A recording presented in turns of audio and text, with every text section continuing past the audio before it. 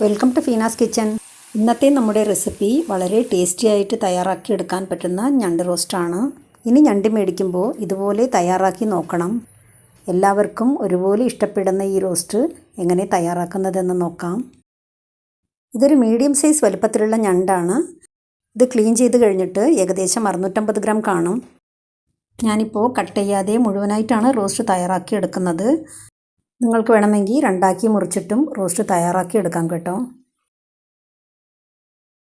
ഇനി ഒരു പാൻ സ്റ്റവിൽ വെച്ചിട്ട് ചൂടായി വരുമ്പോൾ 4 ടേബിൾ സ്പൂൺ വെളിച്ചെണ്ണ ഒഴിച്ചു കൊടുക്കുന്നുണ്ട്. ഇപ്പോൾ എണ്ണ ചൂടായി വന്നിട്ടുണ്ട്. അതിലേക്ക് ഇഞ്ചിയും വെളുത്തുള്ളിയും കൂടി ചതച്ചത് 1 ടീസ്പൂൺ ചേർത്ത് കൊടുക്കാം. ഇനി പേസ്റ്റാണ് ഉള്ളതെങ്കിൽ അത് ചേർത്താലും മതി.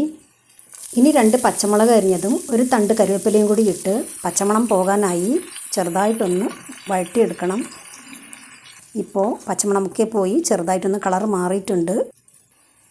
ഇനി 3 സവാള ചെറുതായി അരിഞ്ഞതും 12ഓളം ചെറിയുള്ളി ചെറുതായി കട്ട് ചെയ്തതും കൂടി ചേർത്ത് കൊടുക്കുന്നുണ്ട്. സവാളയും ഉള്ളിയൊക്കെ പെട്ടെന്ന് വഴണ്ട് കിട്ടാനായിട്ട് നമുക്ക് 1 ടീസ്പൂൺ ഉപ്പും കൂടി ചേർത്ത് കൊടുക്കണം. ഇപ്പോൾ സ്റ്റൗ മീഡിയം ഫ്ലെയിമിൽ വെച്ച് കൊടുത്തിട്ടുണ്ട്. ഇനി 6-7 മിനിറ്റ് നമുക്ക് സവാളയുടെയും ഉള്ളിയുടെയും പച്ചമണമൊക്കെ പോയി നന്നായി വഴണ്ട് ചെറുതായി ഒന്ന് ഗോൾഡൻ നിറമായി വരട്ടെ. ഇപ്പോൾ സവാളയൊക്കെ നന്നായി വഴണ്ട് കളറൊക്കെ മാറി വന്നിട്ടുണ്ട്. ഇനി ഇതിലേക്ക് കുറച്ച് പൊടികളൊക്കെ ചേർത്ത് കൊടുക്കണം. ആദ്യം 1/2 ടീസ്പൂൺ മഞ്ഞൾപ്പൊടി ചേർത്ത് കൊടുക്കണം. അതിൻ്റെ കൂടെ 1.5 ടേബിൾ സ്പൂൺ കാശ്മീരി മുളക് പൊടിയാണ് ചേർക്കുന്നത്. കാശ്മീരി മുളക് പൊടി ഇല്ലെങ്കിൽ 1 ടേബിൾ സ്പൂൺ സാദാ മുളക് പൊടി ചേർത്താലും മതി.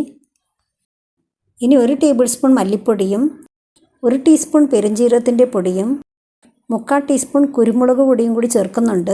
ഇനി 1/2 ടീസ്പൂൺ ഗരം മസാല പൊടിയും കൂടി ഇട്ട് കൊടുത്ത് എല്ലാം നല്ലപോലെ ഒന്ന് യോജിപ്പിച്ചെടുക്കണം. ഈ സമയം തീ നന്നായി കുറച്ച് വെച്ച് കൊടുക്കാൻ മറക്കരുത്.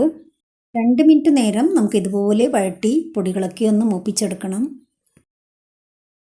ഇപ്പോൾ പൊടികളുടെ പച്ചമണമൊക്കെ മാറി നന്നായി മൂത്ത് വന്നിട്ടുണ്ട്. ഇനി നമുക്കിതിലേക്ക് ഒരു വലിയ പഴുത്ത തക്കാളി ചെറുതായി കട്ട് ചെയ്തതും കൂടി ചേർത്ത് കൊടുക്കണം. തക്കാളിയും കൂടി ഇട്ട് 2-3 മിനിറ്റ് നമുക്കിതെല്ലാം ഒന്നുകൂടി യോജിപ്പിച്ചെടുക്കണം. തക്കാളി നന്നായി വെന്തൊന്ന് ഉടഞ്ഞു വരണം. അതിനായി അല്പം വെള്ളം ചേർത്ത് കൊടുക്കാം. തക്കാളിക്ക് നന്നായി വെന്ത് വരാനാണ് കേട്ടോ ഇത്തിരി വെള്ളം ചേർത്ത് കൊടുക്കുന്നത്. ഈ സമയത്ത് ഉപ്പ് നോക്കിയിട്ട് ആവശ്യമുണ്ടെങ്കിൽ ചേർത്ത് കൊടുക്കാം. ഞാൻ 1/2 ടീസ്പൂൺ ഉപ്പ് കൂടി ചേർത്ത് കൊടുക്കുന്നുണ്ട്. നേരത്തെ നമ്മൾ സവാള വാട്ടുമ്പോൾ 1 ടീസ്പൂൺ ഉപ്പ് ചേർത്ത് കൊടുത്തിട്ടുണ്ട്. അത് നോക്കിയിട്ട് വേണം ചേർത്ത് കൊടുക്കാൻ. ഉപ്പ് കൂടിപ്പോവരുത്. ഇപ്പോൾ തക്കാളിയെല്ലാം നന്നായി വെന്ത് വന്നിട്ടുണ്ട്. ഇനി മസാല കൂട്ടിലേക്ക് ഞണ്ട് ചേർത്ത് കൊടുക്കണം.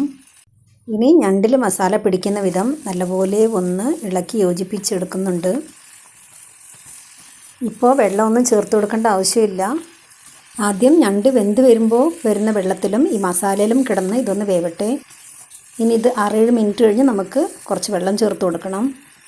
ഇപ്പോൾ സ്റ്റൗ മീഡിയം ടു ലോ ഫ്ലെയിമിൽ വെച്ച് കൊടുത്തിട്ടുണ്ട്. ഇനി അടച്ച് വെച്ച് നമുക്കിതൊന്ന് വേവിച്ചെടുക്കണം.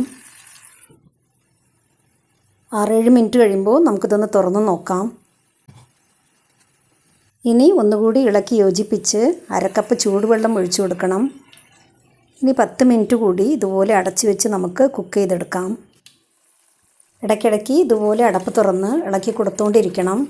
ഇതുപോലെ ചെയ്യുമ്പോൾ മസാലയെല്ലാം നല്ല രീതിക്ക് ഞണ്ടിൽ പിടിച്ച് കിട്ടുകയുള്ളൂ. ഇപ്പോൾ തന്നെ ഞണ്ടിൻ്റെയും മസാലയുടെയും മണമൊക്കെ നന്നായി വന്നു തുടങ്ങിയിട്ടുണ്ട്. ഇനി അടപ്പ് തുറന്ന് വെച്ച് എല്ലാം നല്ലതുപോലെ ഒന്നുകൂടി ഡ്രൈ ആക്കി എടുക്കണം. 5 മിനിറ്റ് കൂടി ഇതുപോലെ ഡ്രൈ ആക്കി എടുക്കുമ്പോൾ എല്ലാവർക്കും ഇഷ്ടപ്പെടുന്ന ഞണ്ട് റോസ്റ്റ് ഇവിടെ റെഡി ആയിട്ടുണ്ട്. ഇനി ചൂടോടെ വിളമ്പാനായി അടച്ച് വെച്ച് സ്റ്റൗ ഓഫ് ചെയ്യാം. ഇതേ രീതിയിൽ ഞണ്ട് റോസ്റ്റ് ഉണ്ടാക്കി നോക്കിയിട്ട് ഇഷ്ടപ്പെടുകയാണെങ്കിൽ അഭിപ്രായങ്ങളൊക്കെ കമൻറ്റ് ബോക്സിൽ ഒന്ന് അറിയിക്കണേ. അതുപോലെ തന്നെ സബ്സ്ക്രൈബ് ചെയ്യാത്തവരുണ്ടെങ്കിൽ സബ്സ്ക്രൈബ് ചെയ്യാൻ മറക്കല്ലേ. വീഡിയോ ഇഷ്ടമായാൽ ലൈക്ക് ചെയ്യാനും ഷെയർ ചെയ്യാനും തൊട്ടടുത്തുള്ള ബെല്ലൈക്കൺ അമർത്താനും മറക്കരുത്. ഇനി ഇതുപോലെ നല്ലൊരു റെസിപ്പി ആയിട്ട് കാണാം. Thank you for watching.